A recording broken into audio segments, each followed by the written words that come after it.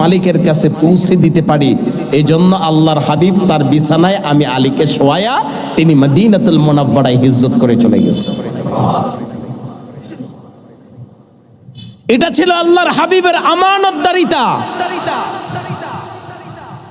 কিন্তু আজকে আমরা রাসূলের উম্মত, আমাদের মধ্যে আমানতদারিতা নাই।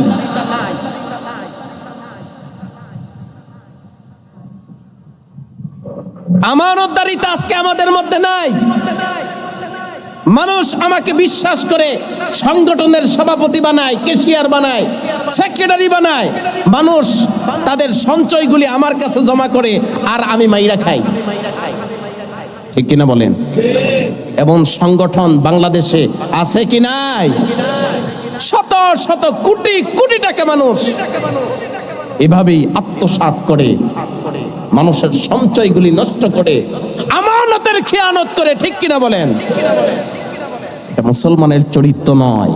মুসলমানের চরিত্র হলো আমানত রক্ষা করা। আমানত রক্ষা করা এটা মুসলমানের চরিত্র। জীবন দিবে কিন্তু আমানতের খেয়ানত করবে না। সাবধান, সাবধান।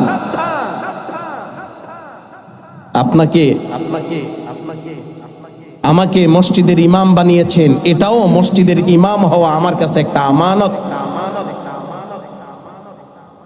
আপনি মসজিদের সভাপতি হয়েছেন, এটাও আপনার কাছে একটা আমানত।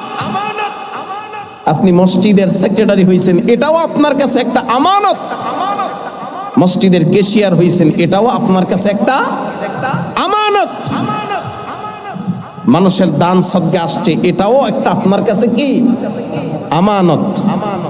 কত মানুষ ইন্স্যুরেন্স করে, বিভিন্ন লটারি করে, বিভিন্ন সংগঠনের সাথে জড়িত হয় স্বাবলম্বী হওয়ার আশায়। কিন্তু 2 বছর, 3 বছর, 5 বছর মাসিক আকারে একটি চাঁদা প্রদান করার পরে 5 বছর অতিবাহিত হওয়ার পরে এরপরে দেখে কি যে সংগঠনও নাই, সভাপতি, সেক্রেটারি, ক্যাশিয়ার কোনোটাই নেই।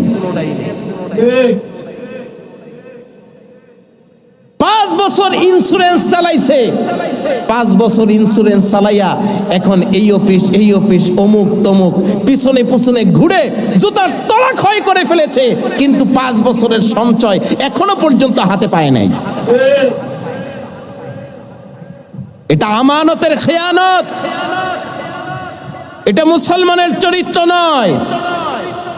মুসলমানের চরিত্র হলো আমানতদারিতা, ঠিক রাখা।